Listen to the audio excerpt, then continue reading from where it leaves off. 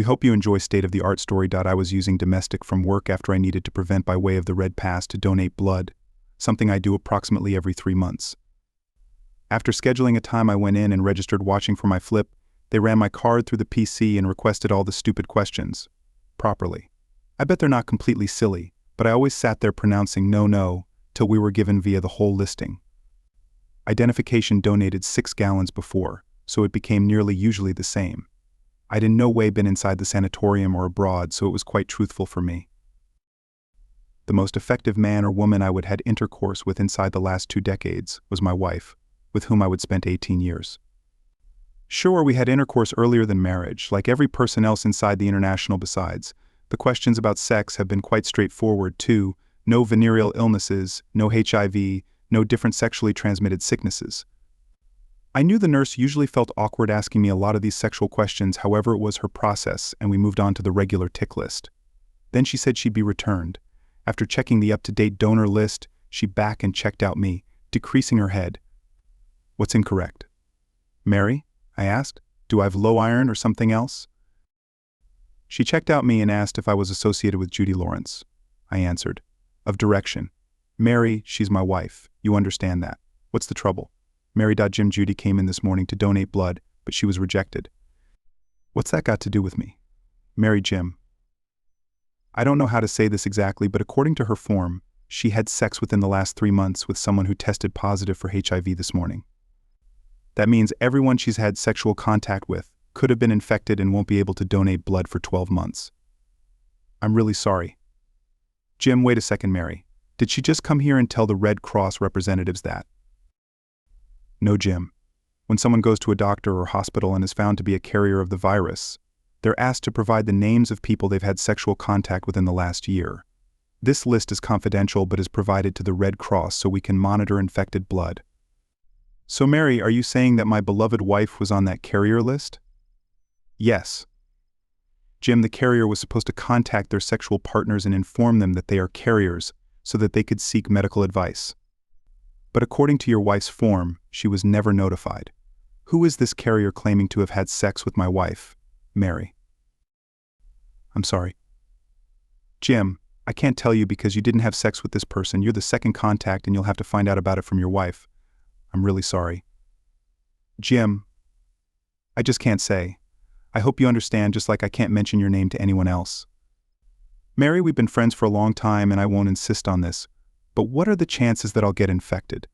Jim, the chances of you not being infected are very high since it was the second contact and I shouldn't tell you this. But your wife said that you used protection, so that's in your favor too. I thanked Mary and headed home. What was I going to do? How do I deal with this after 18 years of marriage? We have a daughter who just graduated from high school and is attending college but still lives at home. What do I tell her? I always thought we had a good marriage. We regularly had sex or made love. In fact, we did just that last week. God, that night I was completely lost in her body. Now, I can regret that it was our special night. We went out for dinner and drinks. I remember we got pretty drunk. The sex when we got home was amazing. I'm trying to remember everything we did. I remember us kissing at the beginning. Then I kissed her breasts. Damn, love seems so clinical. Now God, I must have an oral venereal disease. Now we made love. Damn her for putting our lives at risk and all for what I have yet to find out that I needed to calm down. I had to act like nothing happened until I find out the name of that son. Ofa bitch. That's when the shit will hit the fan as usual. When I got back home, dinner was almost ready. Beth, our daughter, always started preparing it, and my wife usually got home before me and finished it. It was our family time when we all sat down and discussed the day we probably ate together at least 4 days a week today could turn out to be interesting. Entering the house, I immediately headed to the bathroom to wash my hands. Usually I kiss my wife and daughter when I come home, but today I wanted to skip that, especially with Beth. I didn't even want to kiss her until I found out what was going on. I didn't want to infect my daughter with the disease. Damn, now I was almost paranoid. We sat down to eat and Beth started talking about her first weeks at college. She was so excited and talked throughout dinner. Then she mentioned that her friend would come over and they would go to the library to study. She asked if we could do the dishes today because her friend had already arrived and was waiting for her. I told her to go and do her thing. I'll load the dishwasher for her. She really was a good kid. I couldn't help but feel proud of her. As soon as Beth left, my behavior changed. I looked at Judy and asked how her day went. She replied that it was just like any other day without mentioning anything about donating blood or even attempting to donate. I looked her straight in the eye and said, "Judy, would you say that trust and honesty are the most important things in a marriage?" She looked at me strangely and asked, "Why are you asking me this, Jim? What's the matter?" "Just answer the question and I'll explain later," I said. "Okay, I'll play along. Yes, I believe that marriage is built on trust and honesty," she replied. I wanted it to be almost like a game. I didn't want her to try to guess me, so I told her that at work today, one of the members of our group, who always has lunch together, asked a question. Do we feel that our spouses will lie to us about important matters, not a little white lie, but genuinely important issues? Most answered that they trust their spouses to tell them the truth. Judy asked me what my answer was. I told her that I told the group we have a strong marriage and can discuss our problems, and I hope you'll tell me the truth. Judy looked at me and said, "Jim, I would never lie to you." I told her that if she lied to me, I would never be able to trust her again, and without trust, a marriage is impossible. Then, I looked at her and said, "Well, there we go, we've talked. Do you have any secrets you need to tell me? I'm ready to listen." She pretended like she was about to say something but then stopped. Then she replied, "Jim, I don't have any secrets hidden from you." Then I said, "By the way, Judy, I want to donate blood today. How about we usually go on the same day?" She looked at me a bit nervously and said that she went, but they told her she had low iron levels, so this time she couldn't donate blood. I looked at her and said that they wouldn't take mine either, something about the possibility of my wife having HIV. Judy covered her mouth with her hands and said, "Oh my God, they said everything would be confidential. I didn't know they would tell you. I'm so sorry." I looked at Judy and said, "Trust and honesty make up a marriage, right? I gave you every chance to tell me and you're still hiding it from me. Who the hell did you sleep with that? You're willing to risk your marriage for this and possibly infect us with venereal diseases. Please, Jim, I'm so sorry. Please forgive me. It will never happen again. I promise." Who the hell was it? This is the last time I'm asking. I'll go to your office and ask every son of a bitch if you don't tell me. Judy was crying and kept begging me to forgive her. Then she said it was one of the salesmen, Bob Hawkins, at work. She said he had recently moved to this area and would only be staying here for a few months for training. Then he'd move away. He was flirting with all the ladies. One day he invited her to lunch. She didn't know why she did it, but he kept hitting on her, constantly flirting, and eventually she gave in. She thought it would be just one time. She stated that he would leave at the end of the month. His temporary stay here was coming to an end. She told him he had to wear a condom, but next to me he was a lousy lover. It was just sex. He had no idea how to make love.